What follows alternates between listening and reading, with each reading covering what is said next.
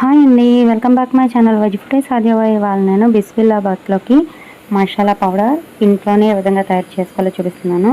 దీనికోసమని ముందుగా ఒక 2 స్పూన్ల ధనియాలు, ఒక 2 స్పూన్ల శనగపప్పు, ఒక స్పూన్ మినప్పప్పు, ఒక 2 దాల్చిన చెక్కలు, ఒక 5 యాలకులు, ఒక 4 లవంగాలు, ఒక స్పూన్ జీలకర్ర, ఒక 2 బిర్యానీ ఆకులు, వీటన్నిటిని కూడా నూనె లేకుండా ఇంకా జాజి పువ్వు కూడా వేసుకొని వీటన్నిటిని కూడా మీడియం ఫ్లేమ్లో బాగా ఫ్రై చేసుకోవాలి.